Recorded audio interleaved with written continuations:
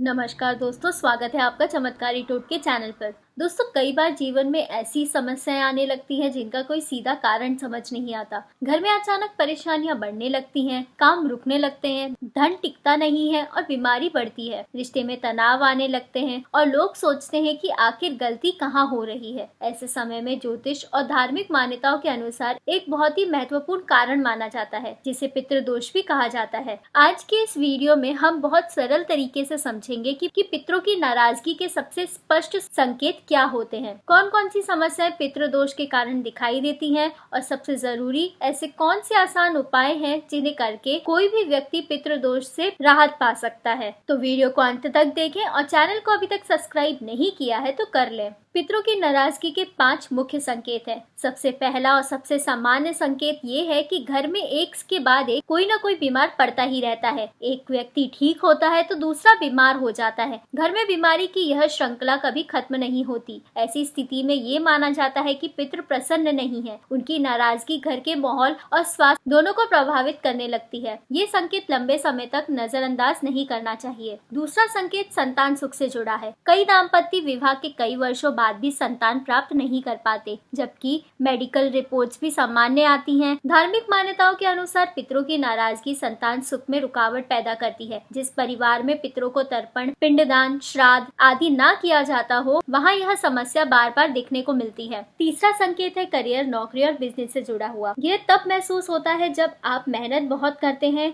योजना सही बनाते हैं, लेकिन काम पूरा होने के ठीक पहले बिगड़ जाता है। बिजनेस में बार बार घाटा होता है, नौकरी में प्रमोशन नहीं मिलता, कोई भी काम टिककर नहीं चलता। ऐसी लगातार रुकावटें पितृदोष का संकेत मानी जाती हैं। चौथा संकेत है धन का नुकसान, पैसा ना टिकना और निवेश डूबना। यदि आपके साथ ये लगातार होता है कि पैसा आता है पर टिकता नहीं, अनिश्चित खर्च बढ़ जाते हैं, निवेश गलत साबित हो जाता है, दूसरों को दिया हुआ पैसा वापस नहीं मिलता, बचत खत्म होती जाती है, अचानक बड़ा नुकसान हो जाता है, तो सावधान होने की जरूरत है। धार्मिक मान्यता के अनुसार पितरों की नाराजगी आर्थिक स्थिरता पर सीधा असर डालती है। पांचवा संकेत है पारिवारिक माहौल से जुड़ा हुआ। पितरों की नाराजगी होने पर घर में कलह बढ़ जाता है, छोटी सी बात बड़ी बहस बन जाती है, घर में शांति कम और तनाव ज्यादा हो जाता है, परिवार के सदस्यों में अविश्वास बढ़ता है, विवाह के योग बनते बनते बिगड़ जाते हैं, रिश्ते लंबे समय तक नहीं टिकते। ये संकेत बताते हैं कि पारिवारिक ऊर्जा प्रभावित है और इसके पीछे पितृदोष की संभावना हो सकती है। अब सवाल ये है कि अगर ये संकेत दिख रहे हो तो क्या करना चाहिए, कौन से उपाय असरदार होते हैं और इन्हें कैसे किया जाए। अब हम उसी पर आते हैं। पितृदोष से छुटकारा पाने के सरल और प्रभावी उपाय। सबसे पहले है अमावस्या के दिन तर्पण करना। यह उपाय सबसे सीधा और कारगर माना जाता है। अमावस्या की सुबह स्नान कर लें, दाएं हाथ में जल, काले तिल, थोड़ा सा चावल लेकर सूर्य की ओर मुख करके धीरे धीरे जल प्रवाहित करें। तर्पण का उद्देश्य सिर्फ एक है, पितरों को याद करना और उन्हें संतुष्ट करना। हर अमावस्या पर यह उपाय करने से बहुत हद तक पितृदोष शांत हो जाता है। दूसरा उपाय है पितरों की फोटो के सामने दीपक जलाना। शाम के समय सरसों के तेल का दीपक जलाएं, दीपक की बत्ती पूर्व दिशा की ओर रखें। यह साधारण सा उपाय पितरों की आत्मा तक प्रकाश पहुंचाता है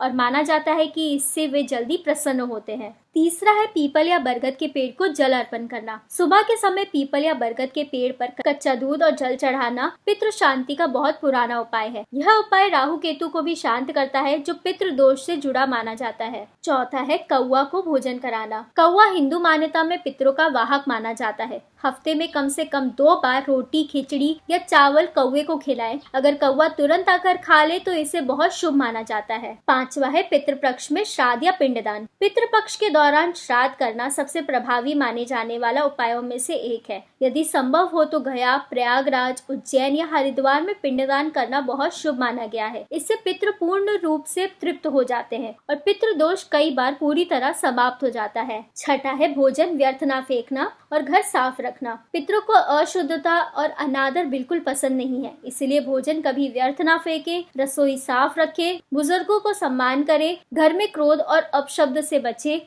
क्योंकि इन चीजों का सीधा प्रभाव पितरों की संतुष्टि पर पड़ता है। 7वां है शनिवार को काले तिल का दान। शनिवार के दिन काले तिल, उड़द की दाल, काला कपड़ा, सरसों का तेल दान करने से पितृदोष से काफी राहत मिलती है। 8वां है पितृ मंत्र का जाप। प्रतिदिन 108 बार यह मंत्र जप सकते हैं। मंत्र है ओम मृत्युम त्रिपुरारी नमः या फिर महामृत्युंजय मंत्र का जाप करें। यह दोनों मंत्र पितरों को शांति देते हैं। और 9वां है गाय को हरा चारा या रोटी खिलाना। पितरों को प्रसन्न करने के लिए गाय को भोजन कराना बहुत शुभ माना गया है। यह उपाय कार्मिक अवरोधों को भी कम करता है और घर में सकारात्मक ऊर्जा बढ़ाता है। तो दोस्तों, इन उपायों के बाद अक्सर ये बदलाव देखने को मिलते हैं कि घर में बीमारी कम हो जाती है, संतान संबंधी समस्याएं हल हो जाती हैं, काम बनने लगते हैं, पैसा टिकने लगता है, परिवार में शांति आती है, रिश्तों में सुधार आता है और विवाह की देरी कम हो जाती है। बार बार की रुकावटें भी दूर होती हैं और सबसे महत्वपूर्ण है कि घर में सकारात्मकता और स्थिरता बढ़ जाती है। तो कुल मिलाकर अगर आपके जीवन में लगातार वही परेशानियां दोहराई जा रही हो, यह पितरों की नाराजगी का इशारा हो सकता है।